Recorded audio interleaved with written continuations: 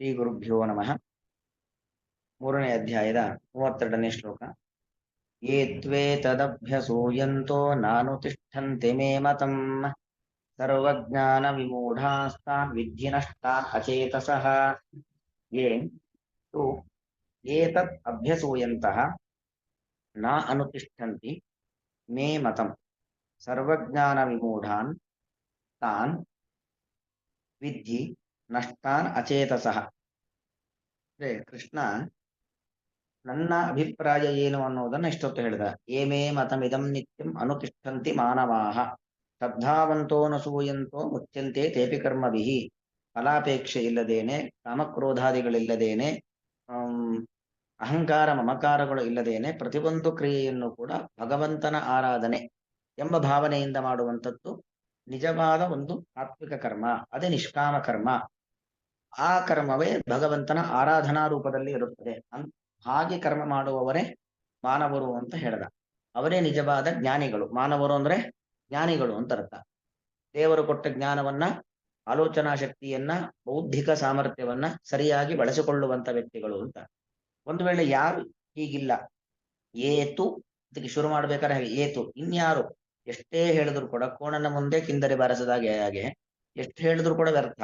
ಎಷ್ಟೇ ಗೀತಾದಿ ಇತಿಹಾಸ ಗ್ರಂಥಗಳು, ಪುರಾಣಗಳು, ವೇದೋಪನಿಷತ್ತುಗಳು ಬೇಕಾದಷ್ಟು ರೂಪದಲ್ಲಿ ಭಗವಂತ ನಮಗೆ ಮಾರ್ಗದರ್ಶನ ನೀಡಿದ್ದಾನೆ. ಇಷ್ಟೆಲ್ಲ ಮಾರ್ಗದರ್ಶಕವಾದ ವಾಕ್ಯಗಳಿದ್ದರೂ ಕೂಡ ಅದೆಲ್ಲವನ್ನೂ ಕೂಡ ಗಾಳಿಗೆ ಹಾರಿಸಿ ನಮಗೆ ಹೇಗೆ ಬೇಕೋ ಹಾಗಿರ್ತಕ್ಕಂಥವ್ರು ಏತು. ಅದಕ್ಕೆ ಅಂಥವ್ರ ಬಗ್ಗೆ ಒಂದು ತುಚ್ಛ ಭಾವನೆ. ಏತು ಏತತ್ ಅಭ್ಯಸೂಯಂತಹ, ಇದರ ಬಗ್ಗೆ ಒಂಥರ ತಿರಸ್ಕಾರ ಭಾವನೆ, ಅಥವಾ ಕೃಷ್ಣನ ಬಗ್ಗೆ ಒಂದು ದ್ವೇಷ. ದುರ್ಯೋಧನನಿಗೆ ಕೃಷ್ಣನ ಬಗ್ಗೆ ದ್ವೇಷ ಇರಲಿಲ್ವಾ? ರಾವಣನ ಮೇಲೆ ದ್ವೇಷ ಇರಲಿಲ್ವಾ? ದೇವರನ್ನ ದ್ವೇಷ ಮಾಡತಕ್ಕಂಥವ್ರು ಅಂದಿನಿಂದ ಇಂದಿನವರೆಗೂ ಬೇಕಾದಷ್ಟು ಜನ ಇದ್ದೇ ಇದ್ದಾರೆ. ಹಾಗೆ ಆ ಕೃಷ್ಣನ ಮಾತು, ಕೃಷ್ಣ ಬೇರೆ ಬೇರೆ ವೇದವ್ಯಾಸ ರೂಪದಿಂದ, ಕಪಿಲ ರೂಪದಿಂದ ಕೊಟ್ಟಂತ ಸಂದೇಶ, ಅದೆಲ್ಲದರ ಬಗ್ಗೆಯೂ ಕೂಡ ಒಂದು ರೀತಿಯಲ್ಲಿ ಹೊಟ್ಟೆ ಕಿಚ್ಚನ್ನ ಪಟ್ಟುಕೊಂಡು ಅದನ್ನ ತಿರಸ್ಕಾರ ಮಾಡಿಕೊಂಡು ಯಾರಿರ್ತಾರೋ ಏತು ಏತತ್ ಅಭ್ಯಸೂಯಂತಹ ಮೇ ಮತಂ ನ ಅನುತಿಷ್ಠಂತಿ.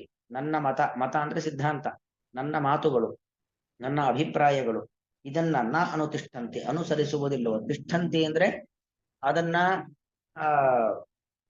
ಆ ಮಾರ್ಗದಲ್ಲಿ, ಅನುತಿಷ್ಠಂತಿ ಅಂದ್ರೆ ತಿಷ್ಠಂತಿ ಅಂದ್ರೆ ಮಾರ್ಗದಲ್ಲಿ ಇರುವಂಥದ್ದು, ಅನುತಿಷ್ಠಂತಿ ಅಂದ್ರೆ ನಿರಂತರವಾಗಿ ಭಗವಂತ ತೋರಿಸಿದ ಮಾರ್ಗದಲ್ಲಿ ಇರುವಂಥದ್ದು. ನಾ ಅನುತಿಷ್ಠಂತಿ ಅಂದ್ರೆ ಜೀವನದಲ್ಲಿ ಆರಂಭದಿಂದ ಅಂತ್ಯದವರೆಗೂ ಕೂಡ ಪ್ರತಿ ಕ್ಷಣದಲ್ಲೂ ಕೂಡ ಭಗವಂತ ಹಾಕಿಕೊಟ್ಟ ಮಾರ್ಗವನ್ನ ಬಿಟ್ಟೇ ಇರುವಂತವರು, ನಿರಂತರವಾಗಿ ಭಗವದ್ವೇಷಿಗಳಾಗಿ ಇರತಕ್ಕಂಥವ್ರು. ಯಾವುದೇ ಒಂದು ತಾಮಸವಾದ ವ್ಯಕ್ತಿತ್ವವನ್ನು ನಾವು ತೆಗೆದುಕೊಂಡ್ರು, ಅದು ವೇನ ಎಂಬತಕ್ಕಂಥ ಪೃಥ್ವಿನ ತಂದೆ ವೇನ, ಅಥವಾ ದುರ್ಯೋಧನ, ದುಶ್ವಾಸನ, ರಾವಣ, ಕುಂಭಕರ್ಣ, ಅವೆಲ್ಲ ನಮಗೆ ಪುರಾಣದಲ್ಲಿ ಕಾಣಿಸಿಕೊಳ್ಳುವಂತಹ ಒಂದು ದುಷ್ಟ ವ್ಯಕ್ತಿತ್ವಗಳು. ಅದು ಯಾವುದೇ ಒಂದು ವ್ಯಕ್ತಿಯನ್ನ ತೆಗೆದುಕೊಳ್ಳಿ, ಅವರು ಆದಿಯಿಂದ ಅಂತ್ಯದವರೆಗೂ ಕೂಡ, ಅವರ ಹುಟ್ಟಿನಿಂದ ಹಿಡಿದು ಅವರು ಸಾಯುವವರೆಗೂ ಎಂದೆಂದೂ ಸಾತ್ವಿಕರಾಗಲೇ ಇಲ್ಲ, ಎಂದಿಗೂ ಭಗವದ್ ಭಕ್ತರಾಗಲೇ ಇಲ್ಲ. ಒಂದು ಹಿರಿಯರಿಗೆ ಗೌರವ ಕೊಡುವಂಥದ್ದಿರ್ಬೋದು, ನಿಷ್ಕಾಮ ಕರ್ಮವನ್ನ ಮಾಡೋದಿರ್ಬೋದು, ದೇವರಲ್ಲಿ ಭಕ್ತಿ ಮಾಡೋದಿರ್ಬೋದು, ಇದನ್ನ ಅವರ ಜೀವನ ಪೂರ್ತಿ ಮಾಡೇ ಇಲ್ಲ. ಅದಕ್ಕೆ ನ ಅನುತಿಷ್ಠಂತಿ, ನಿರಂತರವಾಗಿ ಈ ಮಾರ್ಗವನ್ನ ಬಿಟ್ಟೇ ಇರುತ್ತಾರೆ. ಆ ಕೃಷ್ಣನನ್ನ, ಭಗವಂತನ ಭಿನ್ನ ಭಿನ್ನ ರೂಪಗಳನ್ನ ದ್ವೇಷ ಮಾಡಿಕೊಂಡೇ ಇರ್ತಾರೆ. ಅವೇನ ಹೇಳ್ತಾನೆ, ಯಾವ ದೇವರೂ ಇಲ್ಲ, ಯಾರು ರಾಜನೋ ಅವನೇ ದೇವರು. ಈಗ ನಿಮ್ಮೆಲ್ಲರ ರಾಜ ನಾನು, ಹಾಗಾಗಿ ನನಗೆ ಹೋಮ ಮಾಡಿ, ರಾಮಾಯ ಸ್ವಾಹ ಕೃಷ್ಣಾಯ ಸ್ವಾಹ ಅಂತ ಯಜ್ಞದಲ್ಲಿ ಆಹುತಿ ಕೊಡಬೇಡಿ, ವೇನಾಯ ಸ್ವಾಹ ಅಂತ ನನಗೆ ಆಹುತಿ ಕೊಡಿ, ಶ್ರಾದ್ದ ಮಾಡ್ತೀರ ನನಗೆ ಪಿಂಡ ಪ್ರದಾನ ಮಾಡಿ, ನನಗೆ ತರ್ಪಣ ಕೊಡಿ, ನನ್ನನ್ನ ಬಿಟ್ಟು ಮತ್ತೆ ಯಾರನ್ನು ಪೂಜಿಸಬಾರದು, ನಾನೇ ದೇವರು ಅಂತ ಹೇಳ್ಕೊಂಡು ತಿರುಗಾಡ್ತಾನೆ ವೇನ. ಹೀಗೆ ಭಗವಂತನ ಬಗ್ಗೆ ಅಸೂಯೆ, ಭಗವಂತನ ಮಾತಿನ ಬಗ್ಗೆ ಅಸೂಯೆ, ಭಗವಂತನಲ್ಲಿ ದ್ವೇಷ, ಭಗವದ್ ಭಕ್ತರಲ್ಲಿ ದ್ವೇಷ, ಮತ್ತು ಆ ದೇವರು ಪುರಾಣಾದಿಗಳಲ್ಲಿ ತೋರಿಸಿಕೊಟ್ಟಂತ ಒಂದು ಮಾರ್ಗ, ಯಾವ ರೀತಿಯಲ್ಲಿ ನಮ್ಮ ಜೀವನ ಇರಬೇಕು, ನಮ್ಮ ಆಲೋಚನೆ ಹೇಗಿರಬೇಕು, ನಮ್ಮ ಮಾತು ಹೇಗಿರಬೇಕು, ನಮ್ಮ ಕೃತಿ ಹೇಗಿರಬೇಕು ಅನ್ನೋದನ್ನ ನಾ ಅನುತಿಷ್ಠಂತೀವಿ. ಒಂದೇ ಒಂದು ದಿವಸವೂ, ಒಂದೇ ಒಂದು ಕ್ಷಣವೂ ಅವರು ಅನುಸರಿಸೋದೇ ಇಲ್ಲ. ಅಂತವರು ಸರ್ವಜ್ಞಾನ ವಿಮೂಢಾನ್ ತಾನ್ ಅಚೇತಸಃ ನಷ್ಟಾನ್ ವಿದ್ಧಿ. ಅವರು ಅಚೇತಸರು. ನಿನ್ನೆ ಬಂತು ಚೇತಸ್ ಮತ್ತು ಅಚೇತಸ್.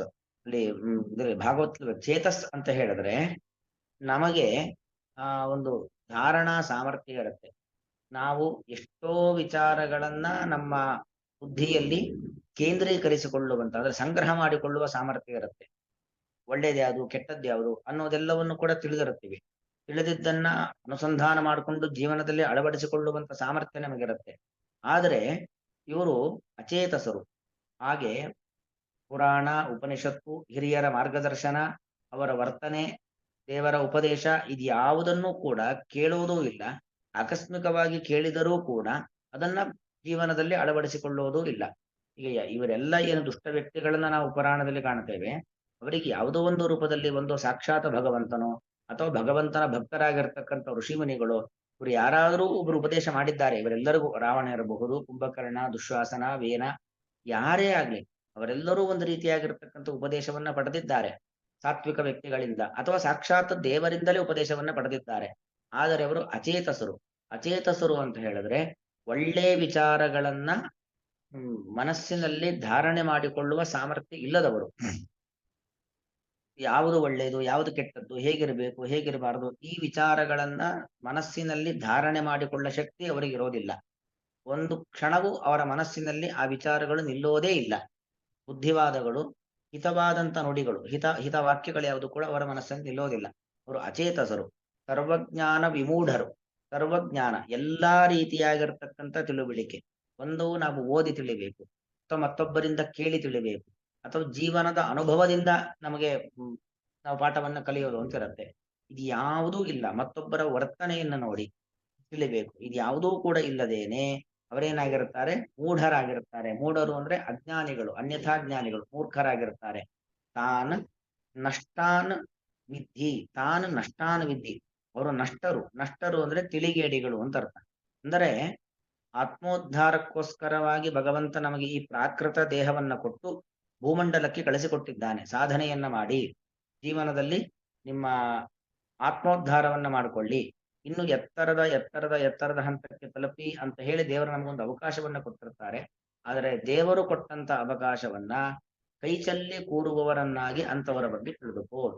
ಯಾರು ಭಗವಂತನ ಉಪದೇಶಗಳನ್ನ, ಭಗವದ್ಭಕ್ತರ ಉಪದೇಶಗಳನ್ನ ಶ್ರವಣ ಮಾಡ್ತಾರೆ, ಶ್ರವಣ ಮಾಡಿ ಮನನ ಮಾಡ್ತಾರೆ, ಅದನ್ನ ಜೀವನದಲ್ಲಿ ಅಳವಡಿಸಿಕೊಳ್ತಾರೆ, ಅಳವಡಿಸಿಕೊಂಡು ಒಂದು ಸಾತ್ವಿಕ ಮಾರ್ಗದಲ್ಲೇ ಇರ್ತಾರೋ ಅವರು ಮಾನವರಾದ್ರೆ, ಅವರು ಕೃಷ್ಣನ ಅನುಗ್ರಹಕ್ಕೆ ಪಾತ್ರರಾದ್ರೆ ಅದೆಲ್ಲವನ್ನು ಕೂಡ ಧಿಕ್ಕರಿಸತಕ್ಕಂಥ ವ್ಯಕ್ತಿಗಳು, ಅದೆಲ್ಲವನ್ನು ಕೂಡ ಗಾಳಿಗೆ ತೂರಿ ಸ್ವಚ್ಛಂದವಾದ ಪ್ರವೃತ್ತಿಯಲ್ಲಿ ಬದುಕ್ತಕ್ಕಂಥ ವ್ಯಕ್ತಿಗಳು ಅಚೇತಸರು.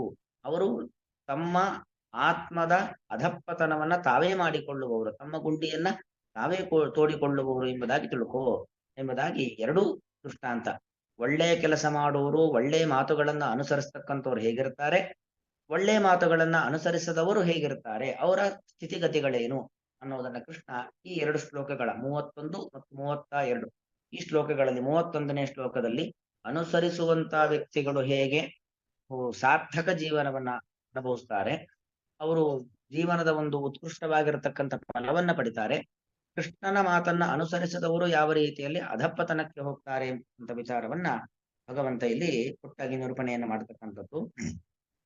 ಏತು ಯಾರಾದರೂ ಮೇ ಮತಂ ನನ್ನ ಅಭಿಪ್ರಾಯವನ್ನು, ನನ್ನ ಸಿದ್ಧಾಂತವನ್ನು, ನಾನು ರಾಮಕೃಷ್ಣಾದಿ ವೇದವ್ಯಾಸ ಕಪಿಲಾದಿ ರೂಪಗಳಿಂದ ನೀಡಿದ ಉಪದೇಶಗಳನ್ನು ಅಭ್ಯಸೂಯಂತಹ ಅಸೂಯೆಯಿಂದ ಕಾಣುತ್ತಾ ನ ಅನುತಿಷ್ಠಂತಿ ಅನುಸರಿಸುವುದಿಲ್ಲವೋ, ಅಂದ್ರೆ ಸಾತ್ವಿಕ ಮಾರ್ಗವನ್ನು ಅನುಸರಿಸುವುದಿಲ್ಲವೋ, ಅಚೇತಸಃ ತಿಳುವಳಿಕೆಯ ಸಾಮರ್ಥ್ಯ ಇಲ್ಲದೆ ಇರುವಂತಹ, ಅಂದ್ರೆ ಜ್ಞಾನವನ್ನ ಧಾರಣೆ ಮಾಡಿಕೊಳ್ಳುವಂತ ಸಾಮರ್ಥ್ಯ ಇಲ್ಲದೆ ಇರುವಂತಹ, ಸರ್ವಜ್ಞಾನ ವಿಮೂಢಾನ್ ಎಲ್ಲಾ ರೀತಿಯಾದಂತಹ ತಿಳುವಳಿಕೆ ರಹಿತವಾಗಿರುವಂತಹ ತಾನ್ ಅಂತಹ ಅಜ್ಞಾನಿಗಳನ್ನು, ಅಂತಹ ಮೂರ್ಖರನ್ನು ನಷ್ಟಾನ್ ವಿದ್ಧಿ.